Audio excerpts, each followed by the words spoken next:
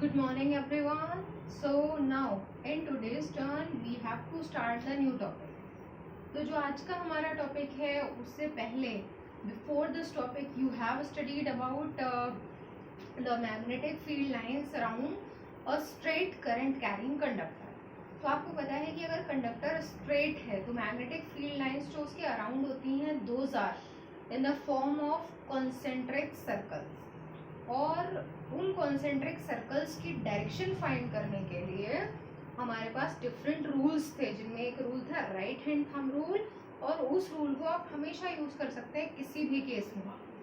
Second thing कि हमेशा जो मैग्नेटिक फील्ड लाइंस होती हैं वो क्लोज्ड लूप ही होती हैं. मीन्स वो कभी भी जो है वो ब्रेक नहीं होती किसी भी जगह पे. ऐसा नहीं है कि नॉर्थ टू साउथ है फिर साउथ टू नॉर्थ वापस नहीं आएंगी, तो ऐसा पॉसिबल नहीं. वो हमेशा क्लोज लूप में होती हैं. किसी भी हम प्लेस पे फाइंड करें, किसी पर्टिकुलर जगह पे अगर फाइंड करेंगे तो किसी एक डायरेक्शन में पॉइंट करती हो सकती हैं, लेकिन अगर हम पूरा शेप देखें तो हमेशा मैग्नेटिक फील्ड लाइंस जो है वो सर्कुलर होंगी. तो लास्ट टाइम मैं आपको बता रही थी कि ऐसा नहीं है कि जो वायर है स्ट्रेट हमने लिया उसके आसपास मैग्नेटिक फील्ड लाइन सर्कुलर है. अब मान लीजिए डिफरेंट केस है. अब हमने पूरे वायर को कंसीडर किया, यानी कि जैसे पिछली बार आप ले रहे थे सर्किट के, ये हमारा एक सर्किट है क्लोज्ड और इसमें करंट फ्लो हुई, और उसके बाद हमने इतना पोर्शन कंसीडर कर लिया कि ये जो है ये स्ट्रेट वायर है, इसमें करंट नीचे आ रही है इसमें ऊपर जा रही है, तो इसके आसपास मैग्नेटिक फील्ड लाइंस कैसी होंगी, कॉन्सेंट्रिक सर्कल्स. लेकिन अगर हम ये पूरा सर्किट कंसीडर करें तो मान लीजिए हमने ये किया सर्किट तो एक क्लोज लूप है, वो किसी भी शेप में हो सकता है. जैसे यहाँ पर इसको शेप ऐसे रेक्टेंगल वाला दिया, नॉर्मली सर्किट डायग्राम ऐसे ही बनाते हैं, लेकिन सर्किट डायग्राम को हम ऐसे भी बना सकते हैं कि जिसमें जो है वो बैटरी का कनेक्शन है इस तरीके से और ये पूरा एक जो है वो सर्कल बना है, तो वैसे ही क्लोज सर्कल है. लेकिन आपको पता है कि दोनों टर्मिनल्स बैटरी से कनेक्टेड होंगे तभी तो करंट फ्लो होगा, तो इसको आप इस शेप में इस तरह से बना सकते हैं. ठीक है, तो इन वाले डायग्राम्स में बैटरी और वो पूरे कनेक्शन की जरूरत नहीं होती. देखा होगा आपने लास्ट टाइम भी, बस इतना बना दिया था सफिशिएंट था. हमें पता है ऑलरेडी कि बैटरी लगी होगी तभी करंट फ्लो हो रहा है. ऐसे ही इस वाले डायग्राम में भी बस इतना पोर्शन शो किया जाता है. तो ये कहलाता है करंट कैरिंग लूप. नेम्स भी आपको याद रखने हैं. ये करंट कैरिंग स्ट्रेट वायर था, ये करंट कैरिंग सर्कुलर लूप है. अब इसमें मैग्नेटिक फील्ड लाइंस कहाँ फाइंड करनी हो सकती है. स्ट्रेट वायर में तो उसके आसपास आप कहीं भी फाइंड कर सकते हैं. तो जैसे ऐसे करके वायर रखा है तो ये वाले प्लेन में यानी कि परपेंडिकुलर होंगी मैग्नेटिक फील्ड लाइंस, और अगर आप यहाँ फाइंड कर रहे हैं, यहाँ चारों तरफ किसी भी पॉइंट पर फाइंड कर रहे हैं, तो वो एक पर्टिकुलर डायरेक्शन में पॉइंट करेंगी. और जब आप कुल मिलाकर पूरा देख रहे हैं शेप की पूरी जो मैग्नेटिक फील्ड लाइंस है वो कैसी हैं, तो वो सर्कुलर मिलेंगी और उनकी डायरेक्शन एंटी क्लॉकवाइज या फिर क्लॉकवाइज होगी. अब बात करते हैं इसकी, तो कहाँ फाइंड कर रहे हैं, तो इसमें भी वही दो जगहें हैं कि आप या तो आउटसाइड फाइंड कर सकते हैं या इनसाइड फाइंड कर सकते हैं मैग्नेटिक फील्ड लाइंस को. तो सर्कुलर लूप जो है उसमें एक पर्टिकुलर पॉइंट है जहां से क्वेश्चन बनते हैं ना, वो कुछ सिलेक्टेड पोर्शन है. क्योंकि यहाँ आपके में फॉर्मूले तो नहीं है आपके स्टैंडर्ड में, लेकिन 12th स्टैंडर्ड में फॉर्मूले हैं. तो जैसे 12th में इस वाले केस के लिए फॉर्मूला आता है कि drive the relation for the magnetic field at a distance r from the straight current carrying wire. तो r का मतलब होता है यहाँ पर या यहाँ पर या यहाँ वायर की किसी भी साइड में r डिस्टेंस में मैग्नेटिक फील्ड निकालना. यहाँ पर कहाँ निकलवाई जाती है मैग्नेटिक फील्ड, तो यहाँ पर जो है वो हमेशा सेंटर पे फाइंड करने के लिए क्वेश्चन आता है. तो यानी कि इम्पोर्टेंट पार्ट ये है कि मैग्नेटिक फील्ड लाइंस जो है सर्कुलर लूप के सेंटर पर किस शेप में होती हैं और उनका रिलेशन फॉर्मूला क्या होता है, जिससे कि हम ये पता लगा सकें कि ये जो मैग्नेटिक फील्ड लाइंस है सेंटर पे ये किन चीज़ों पे डिपेंड करती हैं, किन फैक्टर्स पे डिपेंड करती हैं. तो जैसा आपने लास्ट टाइम देखा था स्ट्रेट वायर वाले केस में कि मैग्नेटिक फील्ड लाइंस जो है वो करंट पे डिपेंड करती थी, डिस्टेंस पे डिपेंड करती थी. ऐसे ही कुछ हम यहाँ भी फाइंड करेंगे. तो सबसे पहले तो मुझे ये बताना पड़ेगा सेंटर के लिए कि इसमें करंट की डायरेक्शन कैसी है, तभी मैग्नेटिक फील्ड की डायरेक्शन पता कर पाएंगे. एक डायरेक्शन पता होनी चाहिए. तो इसमें करंट फ्लो हो रही है क्लॉकवाइज. ये जो डायरेक्शन आपके पास है ये कैसी है, क्लॉकवाइज है. ठीक है, मैं यहाँ टॉपिक का नाम भी लिख दे रही हूँ. This topic is magnetic field magnetic field at the centre of, और सेंटर के अलावा हम आसपास भी फाइंड कर सकते हैं, no problem at all, at the centre of a current carrying. ये हेडिंग्स बड़े बड़े होंगे और इन हेडिंग्स को याद रखना पड़ेगा। तो ये याद रखिए कि कौन से शेप के लिए कर रहे हैं, तो अपने आप से हेडिंग याद हो जाएगा। तो magnetic field at the centre of a current carrying circular loop, पहले हम सेंटर पे फाइंड करेंगे। तो यहाँ पर देखिए सेंटर पे फाइंड करने के लिए आप स्ट्रेट वायर वाला केस पढ़ चुके हैं कि स्ट्रेट वायर अगर होता तो कॉन्सेंट्रिक सर्कल्स होते। तो देखिए इसमें क्या होता है, सबसे पहले तो हम राइट हैंड थंब रूल से डायरेक्ट मैं लिख देती हूँ, बाद में एक्सप्लेन करूंगी। राइट हैंड थंब रूल मैंने कहा था दोनों केसेस में एप्लीकेबल है। सबसे पहला केस, अगर वायर स्ट्रेट था, ठीक है, वायर स्ट्रेट था तो थंब जो है वो करंट की डायरेक्शन रिप्रेजेंट करेगा। वायर में करंट थी ना, वो करंट स्ट्रेट थी, तो जो थंब है that will represent the direction of current. और ये जो कर्ल्ड फिंगर्स हैं ये किसकी डायरेक्शन रिप्रेजेंट कर रही थी, मैग्नेटिक फील्ड लाइंस की। तो अगर करंट अपवर्ड्स है तो मैग्नेटिक फील्ड लाइंस कैसी होंगी, एंटी क्लॉकवाइज। अब जो है हम दूसरी सिचुएशन लेते हैं कि अब केस चेंज हो चुका है, अब करंट स्ट्रेट नहीं है, एक पर्टिकुलर डायरेक्शन में नहीं है, करंट जो है, जो करंट कैरिंग वायर था वो करंट कैरिंग लूप में कन्वर्ट हो चुका है। तो लूप का मतलब अब हमें कर्ल्ड फिंगर्स जो है वो कैसी लूप की फॉर्म में है। तो अब हमारी फिंगर्स जो है वो किसकी डायरेक्शन शो कर रही है, करंट की। ये करंट बन चुका है और मैग्नेटिक फील्ड सेंटर पे, एट द सेंटर जो मैग्नेटिक फील्ड होगी वो रिप्रेजेंट करेगा थंब। तो एक चीज तो यहाँ से क्लियर हो गई कि मैग्नेटिक फील्ड सेंटर पे स्ट्रेट होगी, है ना, क्योंकि जब सर्कुलर लूप यानी कि कर्ल्ड फिंगर्स शो कर रही हैं करंट को, तो मैग्नेटिक फील्ड को स्ट्रेट थंब शो कर रहा है, तो मैग्नेटिक फील्ड लाइन सेंटर पे कैसी होंगी, स्ट्रेट होंगी। अब किधर होंगी उसको भी मैच कर लीजिए। अब आपको अपने हाथ को इस सिचुएशन से मैच करना है क्लॉकवाइज, यानी कि आपकी जो भी हाथ की ओरिएंटेशन है, पोजीशन है, वो ऐसी आनी चाहिए क्लॉकवाइज आपके सामने। कैसे रखेंगे क्लॉकवाइज, अगर ऐसे रख रहे हैं तो नहीं मैच हो रहा है, एंटी क्लॉकवाइज है। ऐसे रख रहे हैं तो भी नहीं मैच हो रहा है, क्योंकि ये क्लॉकवाइज ऐसे है और हम क्लॉकवाइज ऐसे। देखिए दोनों प्लेन्स को देख लीजिए, अगर आप ऐसे रख रहे हैं क्लॉकवाइज तो मिला आपको, लेकिन ये क्लॉकवाइज ऐसे वाले प्लेन में आ गया। हमारा प्लेन वर्टिकल वाला है, अब कैसे मैच होना चाहिए, तो वर्टिकल वाला प्लेन क्या ऐसे मैच होगा, तो ऑब्वियसली एज इट इज, क्योंकि देखिए यहाँ से शुरू हो रही है, यहाँ पे एंड हो रही है क्लॉकवाइज, और बिल्कुल वही डायरेक्शन मिली जो कि हमारे सामने बना हुआ है डायग्राम, ठीक है, क्लॉकवाइज। तो ये हमारा थंब किधर जा रहा है, तो ये जो अंदर वाली डायरेक्शन होती है इसको बोलते हैं इनवर्ड्स, जो बाहर वाली डायरेक्शन है उसको बोलते हैं आउटवर्ड्स, ठीक है। तो सबसे पहले आपका जो हाथ है वो गिवन डायग्राम से अच्छे से मैच करना चाहिए, बिल्कुल रिजेंबल करना चाहिए, तभी डायरेक्शन सही मिलेगी। अब मान लीजिए आपने सोचा ऐसे क्लॉकवाइज है, ऐसे नीचे हो गई मैग्नेटिक फील्ड लाइंस, तो ये गलत है, क्योंकि मैग्नेटिक फील्ड लाइंस की प्रॉपर डायरेक्शन डाउनवर्ड्स या इनवर्ड्स में फर्क ये हुआ कि आपने लूप को कैसे रखा, मैंने लूप को ऐसे रखा सामने वर्टिकल करके, तो मुझे करंट की डायरेक्शन ऐसे मिली, तो मैग्नेटिक फील्ड लाइंस तो इससे परपेंडिकुलर होंगी ना, तो उनकी डायरेक्शन तो इनवर्ड्स या आउटवर्ड्स होगी, डाउनवर्ड्स या अपवर्ड्स हो ही नहीं सकती, क्योंकि इस डायरेक्शन में तो लूप रखा है। तो ये मैटर करता है कि आप बल्कि हाथ की जो डायरेक्शन है, ओरिएंटेशन है, that should completely resemble to the diagram which is drawn here। तो अभी मैंने आपको बताया कि इसको जो है हम कौन सी डायरेक्शन में मैग्नेटिक फील्ड लाइंस होंगी, तो ये इनवर्स शो कर रहा है, इनवर्स होंगी। अब यहाँ दो इंपॉर्टेंट चीजें और आती हैं कि इनवर्स और आउटवर्ड्स। अब इनवर्स और आउटवर्ड्स का डायग्राम तो 3D हो गया, इनवर्स मतलब बोर्ड के अंदर जा रही है, आउटवर्ड्स बोर्ड से बाहर आ रही है, पेपर के अंदर पेपर के बाहर कैसे शो करेंगे। तो 3D डायग्राम को बिल्कुल प्रॉपर बनाने के लिए फिर एक नया तरीका निकाला गया, और वो तरीका ये था, जब भी आपको इनवर्स शो करना हो तो ऐसे करके क्रॉस बना दीजिए, ये क्रॉस शो करेगा कि कोई चीज अंदर की तरफ जा रही है, और जब आपको आउटवर्ड्स शो करना पड़े तो ऐसे डॉट बना दीजिए, that will show the direction outwards, ठीक है।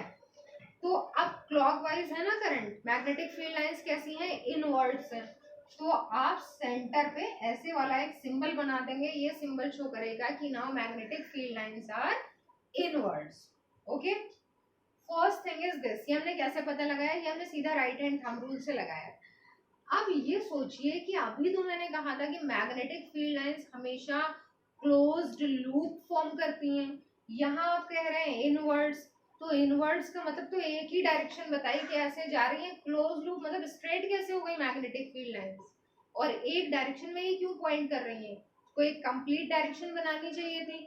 तो अब उसका proper explanation now I am giving, और उसके लिए भी आपको डायग्राम बनाना पड़ेगा। एक तो आपने ये बना दिया, इसमें आप लिख देंगे कि this is the circular current carrying loop in which the direction of current is clockwise, so the magnetic field lines are inverse by right hand thumb rule, and this is the symbol of inverse and this is the symbol of outwards। ये पूरा आप explain कर देंगे। अब दूसरे diagram में आपको explain करना पड़ेगा कि कैसे जो है वो स्ट्रेट है मैग्नेटिक फील्ड लाइंस। इस केस में थोड़ा सा बड़ा बनाइएगा एक्सप्लेनेशन वाला डायग्राम, क्योंकि यहाँ पर आपको क्या करना होगा, इसके अंदर काफी चीजें शो करनी है।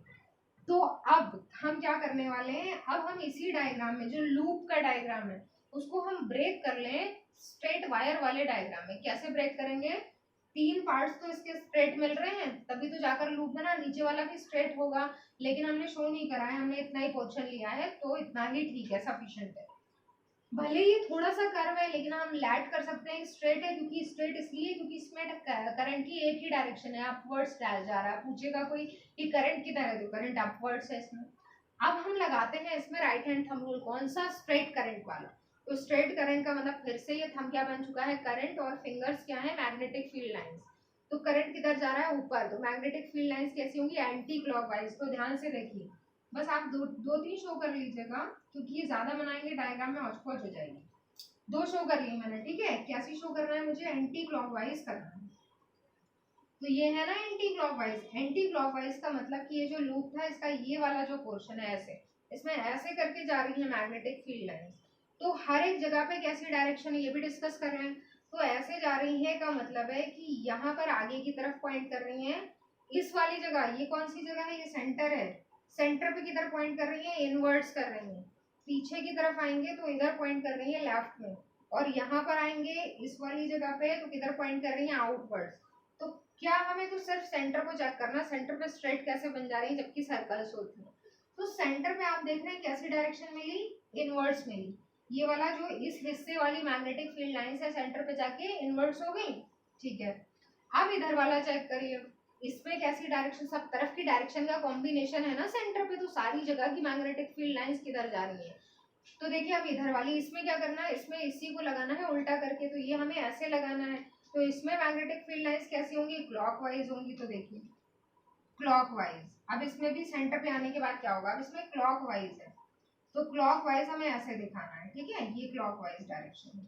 इसमें मैग्नेटिक फील्ड लाइंस जब यहाँ पर आती हैं तो देखिए क्लॉकवाइज यहाँ पर आएगी तो अंदर की तरफ पॉइंट करेगी ना, आप अपने आप से डायग्राम बना के चेक कर लीजिएगा।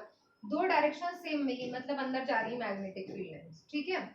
तीसरी डायरेक्शन, अब यहाँ पर देखिए मैग्नेटिक फील्ड लाइंस, करंट किधर है, स्ट्रेट है, और किधर जा रहा है, राइट में जा रहा है। तो करंट स्ट्रेट है, राइट में जा रहा है। मैग्नेटिक फील्ड लाइंस के सर्कल्स कैसे मिले, इस तरीके से। इस तरीके का मतलब कि यहाँ पर आने के बाद देखिए सेंटर पे आने के बाद ऐसे वाले हैं, सेंटर पे किधर पॉइंट करेंगे, अंदर की तरफ। तो यहाँ वालों ने भी सेंटर पे किधर पॉइंट करा, अंदर। आप बता सकते हैं, ऐसे करके बना दीजिएगा, ये किधर पॉइंट करेंगे, अंदर, ठीक है। ऐसे नीचे वाले से शो करें, वो भी अंदर ही पॉइंट करेंगे। तो कुल मिलाकर मैग्नेटिक फील्ड लाइन सेंटर पे कैसी हो गई, इनवर्ड्स। अब दूसरी बात कर रहे हैं हम कि सर्कुलर क्यों नहीं है, तो सर्कुलर इसलिए नहीं है, ये सोचिए ये सर्कल्स यहाँ छोटे सर्कल थे, जैसे जैसे ये बढ़ेंगे सेंटर तक जाएंगे, लूप के सेंटर तक जब ये सर्कल्स पहुंचेंगे तो बहुत बड़ी रेडियस के सर्कल्स बन जाएंगे ना, और बहुत बड़ी रेडियस के सर्कल्स होंगे। तो इस वाले पॉइंट पे जाने के बाद आपको सर्कुलर वाला पोर्शन दिखाई नहीं देगा। इतनी, कोई भी सोचिए बड़ी रेडियस वाला सर्कल है, बहुत बड़ी रेडियस है जैसे ये, और आपको इतना पोर्शन स्टडी करना है, इतना पोर्शन सेंटर पे इतना पोर्शन मिला, तो आपको जो है सर्कुलर दिखाई कब दे रहा है, आपको तो लग रहा है इतना पोर्शन जो है that is like the straight line.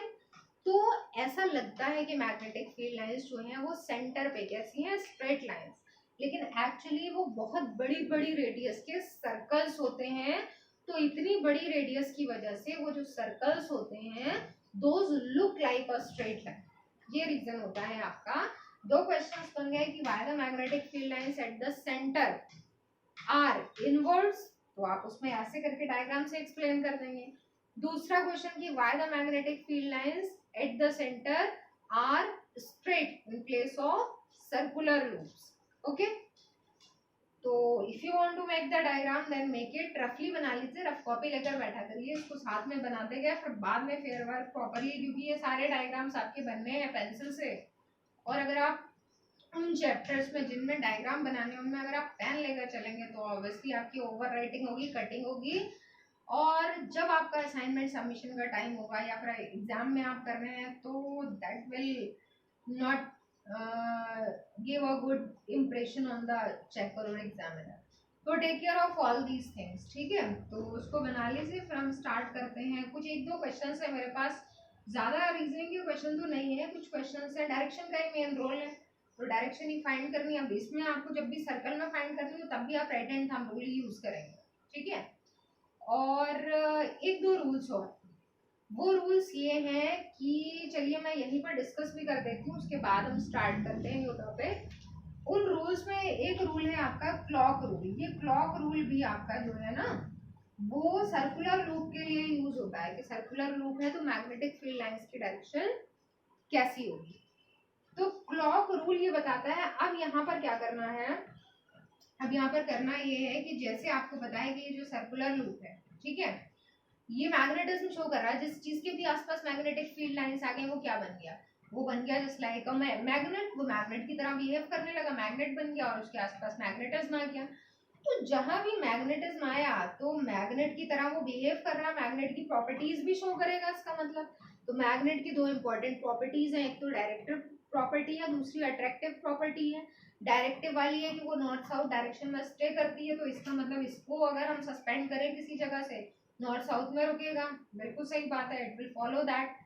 और अगर हम इसके पास में जो है वो आयरन पीस या अदर मैग्नेट लाते हैं तो अट्रैक्ट और रिपेल भी करेगा ना।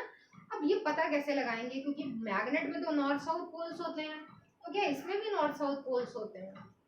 एक लूप है आपके सामने, अभी मैंने कहा ये ऐसे करके एक वायर मैं ले लूं अगर, तो सिंपली जैसे मैंने एक स्ट्रेट वायर था ना उसको घुमा के ऐसे लूप बना दिया मैंने। अब ये लूप आपके सामने है ऐसे, जैसे जस्ट लाइक हेयर बैंड, जैसे हेयर बैंड होता है ना उसकी तरह एक जो है आपके पास लूप है, उसमें करंट फ्लो हो रही है। अब बताइए उसके नॉर्थ साउथ पोल्स कहाँ हैं, तो ऐसे करके उसके एंड्स तो पोल्स नहीं होंगे। पोल्स क्या चीज होगी, मतलब आप सामने से ला रहे हैं एक साउथ पोल को तो क्या करेगा, सामने से नॉर्थ पोल को ला रहे हैं तो क्या करेगा, पीछे से साउथ ला रहे हैं, पीछे से नॉर्थ ला रहे हैं, कुछ इफेक्ट तो होगा ही, उसमें मैग्नेटिज्म शो कर रहा है।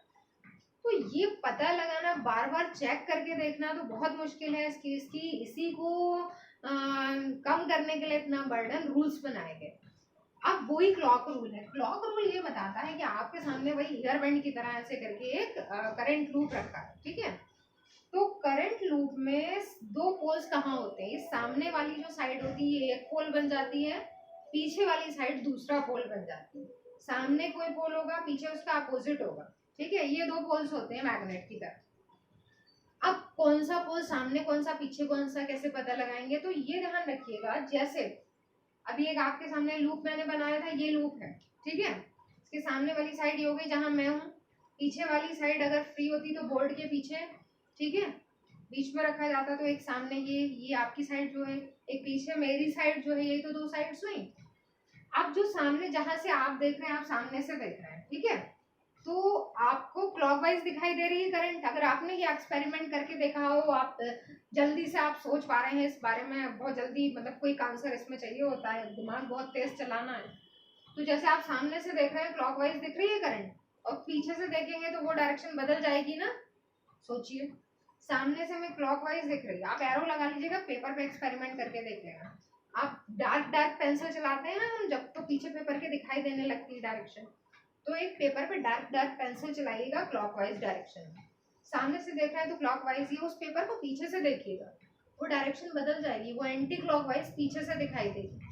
तो इसका मतलब सामने से जो ये लूप है इसमें करंट क्लॉकवाइज है, पीछे इसकी डायरेक्शन कैसी है, एंटी क्लॉकवाइज है। क्लियर, सामने एक अलग पोल होगा, पीछे अलग होगा। क्लॉकवाइज में कौन सा पोल बनता है, एंटी क्लॉकवाइज में कौन सा बनता है, वो ये रूल बताएगा, ठीक है। कैसे, तो एक पोल होता है नॉर्थ, एक साउथ, ये सभी को पता है, ओके। नॉर्थ पोल, सबसे पहले नॉर्थ पोल को डिस्कस कर लेते हैं। ये नॉर्थ है ना, N for north pole, N for north pole, ठीक है। जो एंड्स हैं इसके, एन के जो दोनों एंड्स हैं, जहां से एन बनाना शुरू करा, जहां पर एंड हुआ, उन पे एरो लगाइए। क्लियर, सही है ना ये डायग्राम इज ओके। तो नाउ अब हमें क्या करना है, अब इस डायग्राम में हमें दोनों जो आपके एंड्स हैं उनको ज्वाइन कर देना। ये आपने ज्वाइन कर, ठीक है। जब ज्वाइन करें तो सोचिए कैसी डायरेक्शन मिली, इससे इसको ज्वाइन कर दिया, हाथ को घुमाइए इस डायरेक्शन में, कौन सी डायरेक्शन मिली, एंटी क्लॉकवाइज मिली ना, किसी भी तरफ से, चाहे इससे स्टार्ट कर लें। और इसके लिए एन सीधा बनाने की जगह अगर हम ऐसे करके घुमा के बनाएंगे तो बिल्कुल हमारा क्लॉक की तरह डायग्राम बनेगा। ऐसे एन बना दिया मैंने, बिल्कुल सही बनेगा डायग्राम, ऐसे एन बना दिया मैंने थोड़ा सा स्टाइलिश करके। अब मैंने ऐसे करके इसके बनाए एरोज। अब देखो, अब लगभग आपका क्लॉक की शेप में आ चुका है ना डायग्राम, और थोड़ा सा क्लॉक की शेप में ले आते हैं और ऐसे बढ़िया सा बना देते हैं जिससे जस्ट लाइक क्लॉक लगता है। डायग्राम को समझने में बस आपको दिक्कत ना हो। दिस इज माई एम, ठीक है। अब कहीं से भी स्टार्ट करिए, यहाँ से स्टार्ट करिए या यहाँ से, कैसी डायरेक्शन मिल रही है हाथ को घुमाने से, एंटी क्लॉकवाइज मिल रही है। तो ये रूल क्या बता रहा है, ये रूल बता रहा है कि जब करंट एंटी क्लॉकवाइज होती है तो कौन सा पोल बनता है, नॉर्थ पोल। यहाँ पर कैसी है, क्लॉकवाइज, तो नॉर्थ पोल इस साइड वाला तो नहीं है, सामने वाला पीछे वाला होगा। तो चलिए साउथ पोल को भी डिस्कस कर लेते हैं। ये क्या बताता है, एंटी क्लॉकवाइज, एंटी क्लॉकवाइज, अगर करंट एंटी क्लॉकवाइज है तो कौन सा पोल बनेगा, नॉर्थ।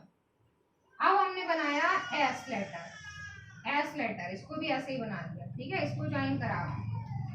इसमें क्या हुआ, अब कहीं से भी स्टार्ट करिए, कैसी डायरेक्शन मिल रही है, क्लॉकवाइज। तो जब क्लॉकवाइज करंट होती है तो कौन सा पोल बनता है, साउथ। तो अब आपको क्लियर हो गया कि ये क्लॉकवाइज करंट है, सामने कौन सा पोल बना, साउथ, पीछे कौन सा बना, नॉर्थ। बहुत आसानी से आइडेंटिफाई कर सकते हैं। सो मेक इट, यहां तक कंप्लीट करिए। So I hope now it's clear to you. आपको एक क्लॉक रूल अच्छे से समझ में आ चुका है, डायग्राम को क्लियर करके बना दीजिएगा। तो बहुत सी चीजें आपने यहाँ पर क्लियर की।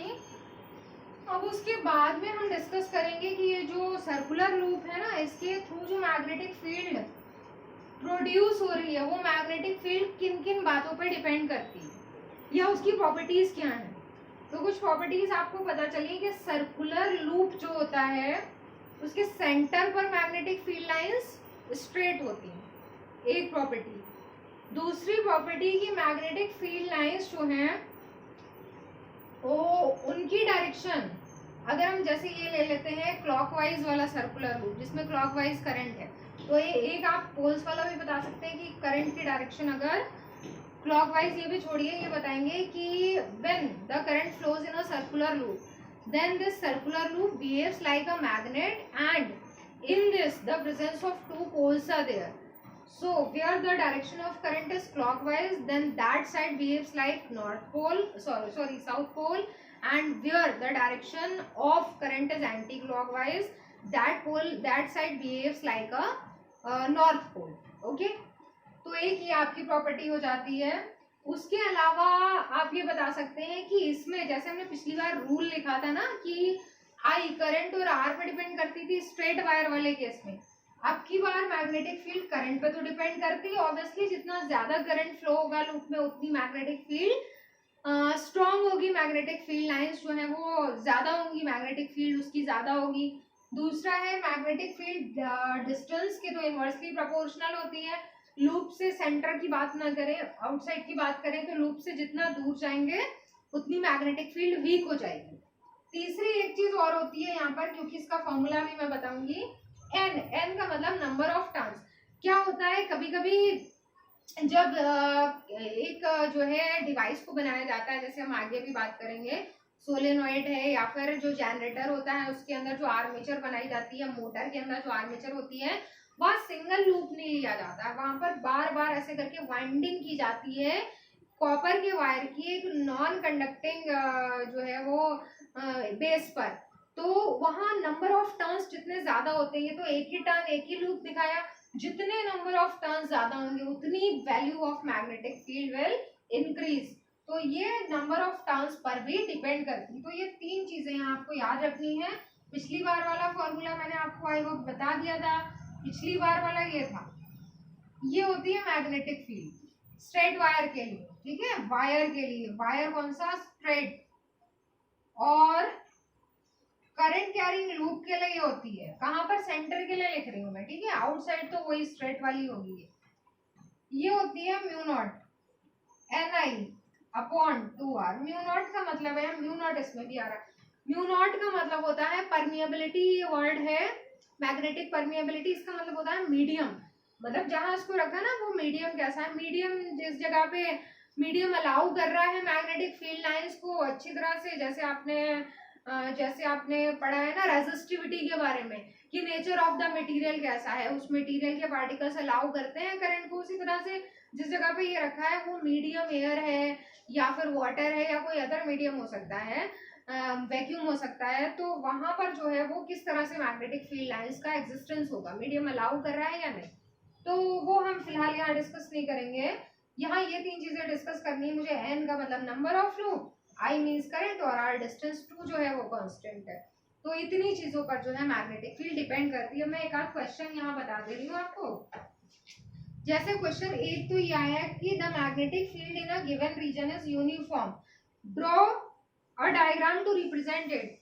अगर मैग्नेटिक फील्ड लाइंस यूनिफॉर्म है, वर्ड याद रखिएगा यूनिफॉर्म, तो आप कैसे ड्रॉ करेंगे diagram uniform magnetic field lines का। तो एक जगह हेडिंग लिख लीजिएगा, यूनिफॉर्म मैग्नेटिक फील्ड। अगर आपको इसको शो करना पड़े तो डायग्राम ऐसे बनेगा, स्ट्रेट लाइंस जो इक्यू डिस्टेंट हो, सबके बीच की गैपिंग बराबर हो, एक जगह से स्टार्ट हो रही है एक जगह एंड हो रही है, ये वाला आपका डायग्राम जो है ये किसका होता है, यूनिफॉर्म मैग्नेटिक फील्ड। ठीक है, यूनिफॉर्म का मतलब डायरेक्शन भी सेम है और वैल्यू भी सेम है, ठीक है, मैग्नीट्यूड भी सेम है। फिर एक क्वेश्चन है आपके पास, consider a circular loop of wire lying in the plane of the table, यानी कि ऐसे करके, ये लाइंग होता है ये स्टैंडिंग होता है, ऐसे करके एक लूप रखा है, ठीक है, हॉरिजॉन्टल डायरेक्शन में। Let the current pass through the loop clockwise, इसमें करंट ऐसे क्लॉकवाइज है, ठीक है, और आगे लिखा है apply the right hand rule to find out the direction of magnetic field inside and outside the loop. Inside का मतलब लूप के अंदर, सेंटर के आसपास या जहां भी, आउटसाइड का मतलब बाहर कहीं भी आप फाइंड कर रहे हैं, तो कैसी होंगी मैग्नेटिक फील्ड लाइंस की डायरेक्शन। तो देखिए अगर ऐसे करके रखा है क्लॉकवाइज है, तो क्लॉकवाइज जो ऐसे रखा है उसमें अगर हम रिजेंबल करें डायग्राम से, तो मैग्नेट ये डायरेक्शन जो है हमारी ये हो जाती है एंटी क्लॉकवाइज, क्योंकि फिंगर्स जो है वो एंटी क्लॉकवाइज है। अब हम बात कर रहे हैं क्लॉकवाइज की, तो क्लॉकवाइज का मतलब हमारा डायग्राम ऐसे रिजेंबल करेगा, ये करंट है, हमारी जो फिंगर्स है जो स्ट्रेट है वो मैग्नेटिक फील्ड होगी, ठीक है, तो हमने ऐसे करके रखा, तो जो मैग्नेटिक फील्ड की डायरेक्शन होगी, तो हम सेंटर के लिए अप्लाई कर रहे हैं ना, तो सेंटर में हमें डायरेक्शन कैसी मिलेगी, सेंटर ही इनसाइड होगा, तो इनसाइड हमें डायरेक्शन कैसी मिल रही है, डाउनवर्ड्स, नीचे की तरफ। तो मैग्नेटिक फील्ड लाइंस तो सर्कुलर लूप्स होती हैं, अगर इनसाइड हमें डाउनवर्ड्स मिल रही तो आउटसाइड अपने आप से वो डायरेक्शन, क्योंकि वो लूप होगा ना बड़ी रेडियस का, तो जब ये लूप अंदर की तरफ नीचे जा रहा है तो बाहर की तरफ कैसे आएगा, ऊपर आएगा। तो डायग्राम फिलहाल इस तरीके का है, ऐसे करके लाइन वाला लूप है, करंट जो है उसमें क्लॉकवाइज है, ऐसे करके करंट है, ऐसे करके रखा हुआ है, तो अंदर की तरफ मैग्नेटिक फील्ड लाइंस जो है वो डाउनवर्ड्स होगी, बाहर की तरफ कहीं भी अपवर्ड्स होगी। ओके, तो ये क्वेश्चन आपका मैंने बता दिया है, और कुछ और एक्सरसाइज के क्वेश्चन हम लाइव क्लास में डिस्कस करेंगे। क्लॉक रूल हो चुका है, अब आपका एक टॉपिक रह गया है सोलेनॉइड, वो हम नेक्स्ट टर्न से स्टार्ट करते हैं। Okay, thank you.